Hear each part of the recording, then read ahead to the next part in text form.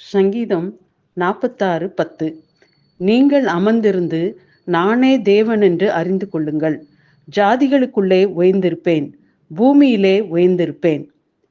சங்கீதம் 23:2.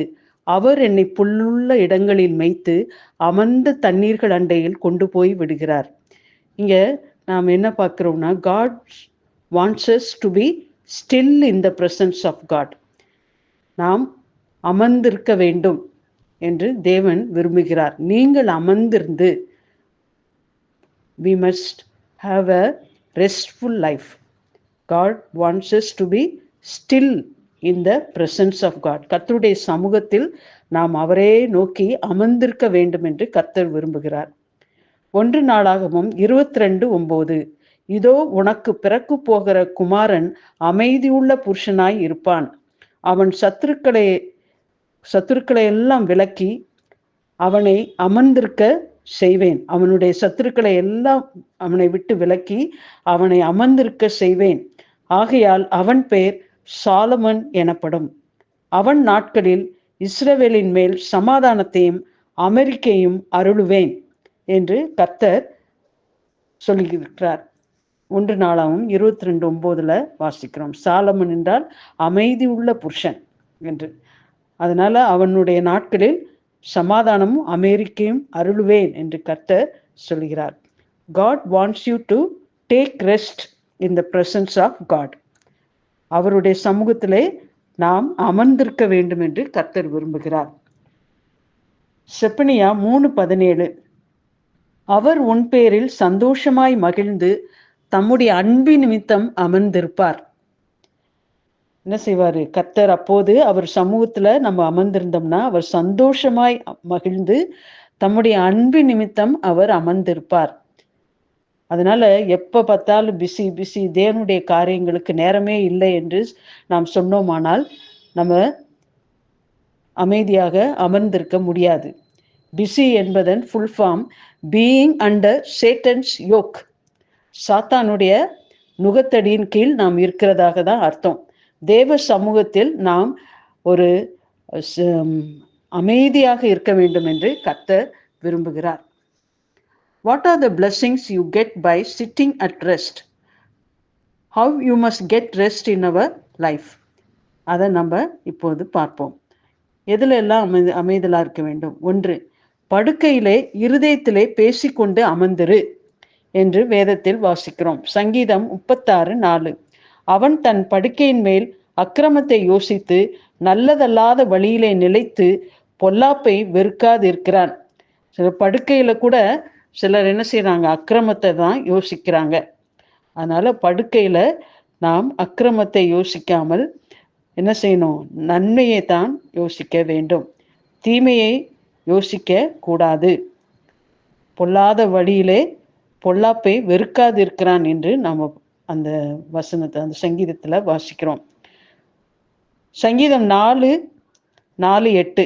நீங்கள் கோபம் கொண்டாலும் பாவம் செய்யாதிருங்கள், உங்கள் படுக்கையிலே உங்கள் இருதயத்தில் பேசிக்கொண்டு அமர்ந்திருங்கள். இதெல்லாம் என்ன செய்யணும்? படுக்கையில நாம் அக்கிரமத்தை யோசிக்காமல் இருக்க வேண்டும், கோபம் கொண்டாமல் பாவம் செய்யாமல் உங்கள் படுக்கையிலே இருதயத்தில் பேசிக்கொண்டு அமர்ந்திருக்க வேண்டும். நம்முடைய இருதயம் கர்த்தரை நோக்கி பேசிக்கொண்டே இருக்க வேண்டும். 8வது வசனத்துல சமாதானத்தோட படுத்துக்கொண்டு நித்திரை செய்வேன். நம்ம படுக்கையில சமாதானத்தோடு ரெஸ்ட்ஃபுல்லா நித்திரை செய்யணும். உன்னத பாட்டு 5:2.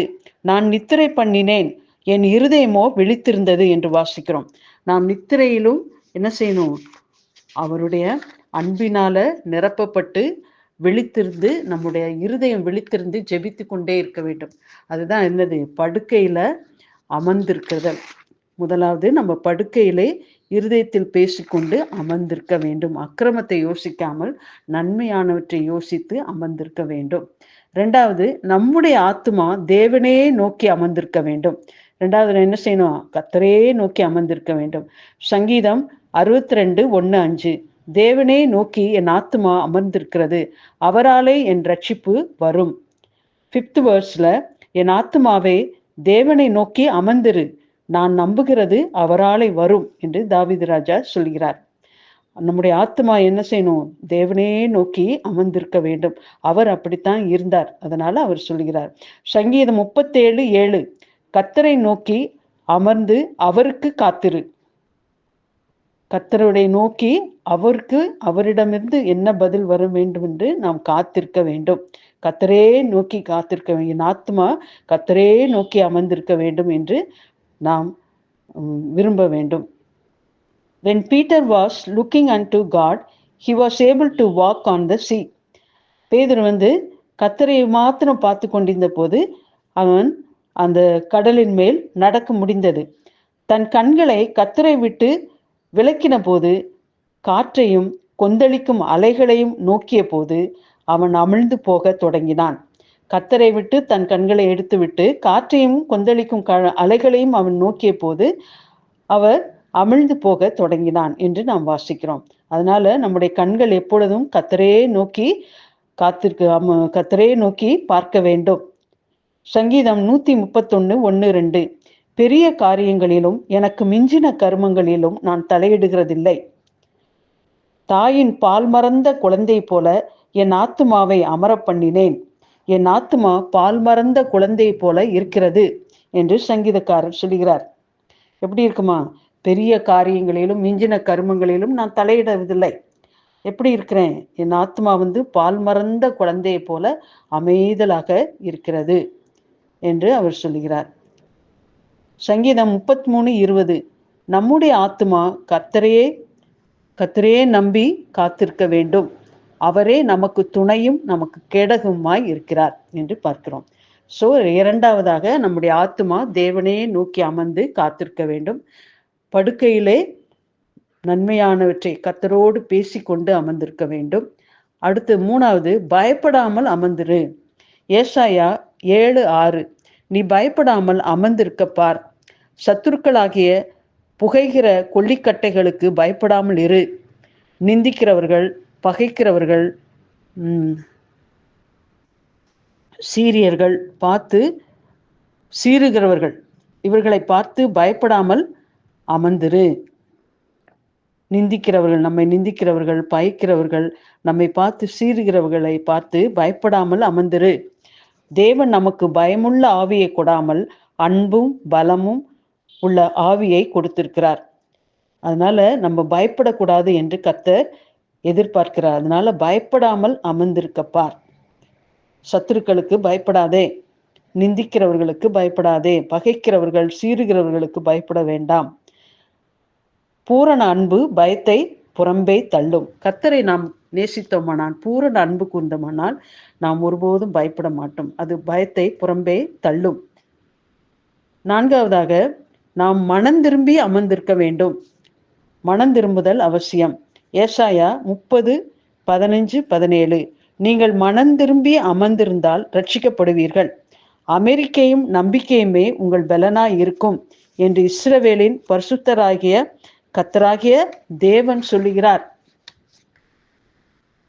7th verseல எகிப்திய சகாயம் பண்ணுவது வியர்த்தமும் வீணுமாம், ஆகையால் சும்மா இருப்பதே அவர்களுக்கு பலன் என்று அதற்காக கூறுகிறேன் என்று கர்த்தர் சொல்கிறார். அதனால என்ன செய்யணும்? மனம் திரும்பி அமைதலாக இருக்க வேண்டும். மனம் திரும்பி அமர்ந்திருந்தால் ரட்சிக்கப்படுகிறது. அதனால நம்முடைய பாவத்தை குறித்து மெய் மனஸ்தாபத்தோடு அதை அறிக்கையிட்டு நாம் அமர்ந்திருக்க வேண்டும். அப்பொழுது கர்த்தர் நம்மை ரட்சிப்பார். அந்த அமெரிக்கையும் நம்பிக்கையுமே உங்கள் பலனாய் இருக்கும். இஸ்ரவேலின் பரிசுத்தராகிய கர்த்தராகிய தேவன் சொல்லுகிறார். எகிப்திய சகாயம் பண்ணுவது வியர்த்தம் வீணுமாம், ஆகையால் சும்மா இருப்பதே உங்களுக்கு பலன். கர்த்தர் நமக்காக யுத்தம் செய்வார். நாம் மனம் திரும்பி அமர்ந்திருந்தால் கர்த்தர் நமக்காக யுத்தம் செய்வார். யூதா கள்ளத்தனமாய் மனம் திரும்பினாலே அப்படின்னா என்ன அர்த்தம்? சோ மெய்யான மனம் திரும்புதல் வேண்டும். மாய்மாலமான ஜீவியம் கூடாது. மெய்யான மனம் திரும்புதல், உண்மையாகவே நம்முடைய அக்கிரமங்களை எல்லாம் ஒத்துக்கொண்டு கர்த்தரிடத்தில் அறிக்கையிட்டு மனம் திரும்ப வேண்டும். அப்பொழுதுதான் கர்த்தர் நமக்காக யுத்தம் செய்வார். So we have to repent and be restful. We must repent with tears, with all fear, with fasting and with mourning and with broken heart. இதெல்லாம் வேணும். உண்மையான மனம் திரும்புதல்ல இதெல்லாம் இருக்கும். கண்ணீரோடு நம்முடைய பாவத்தை அறிக்கை செய்ய வேண்டும். பயத்தோடு வசனத்தின்படி ஜீவிக்க வேண்டும். உபாசத்தோடும் புலம்பலோடும் கர்த்தரிடம் திரும்ப வேண்டும். நம்மளுக்கு நொறுங்குண்ட இருதயம் வேண்டும். இதுதான் மெய்யான மனம் திரும்புதலை காட்டுகிறது. It's not change of religion but change of characters. நம்முடைய குணம் மாற வேண்டும். திவ்ய சுவாபங்கள் நம்மிலே உருவாக வேண்டும். மனம் திரும்பி தேவனை போல நாம் மாற வேண்டும். 5th words. அடுத்தது, எதையும் பதறி செய்யாமல் அமர்ந்திருக்க வேண்டும். அப்போஸ்தலர் 19:36. இது எதிர் பேசப்படாத காரியமாகையால் நீங்கள் ஒன்றும் பதறி செய்யாமல் அமர்ந்திருக்க வேண்டும் என்று அப்போஸ்தலர்ல வாசிக்கிறோம். அதனால எந்த காரியத்தையும் பதறி செய்யக்கூடாது.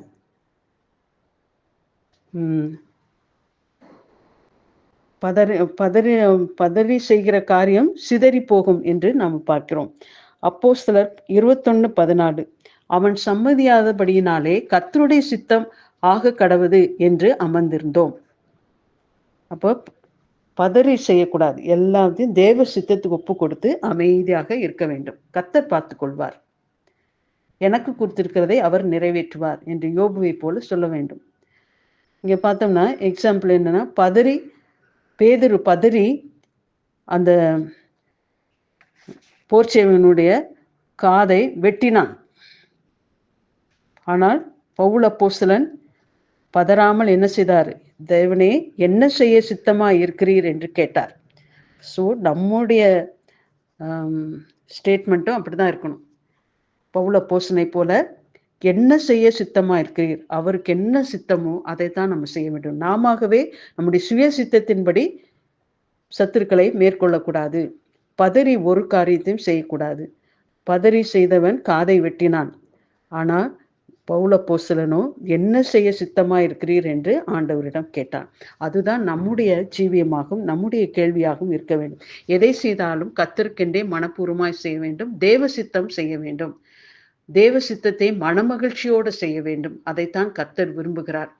அப்பொழுதுதான் நாம் தேவனை என் தேவன் என்று உரிமை பாராட்ட முடியும். தேவன் தாமே நமக்கு அமர்ந்திருக்க கிருபை செய்வாராக. கர்த்தருக்கே மகிமை உண்டாவதாக. ஸ்தோத்திரம்.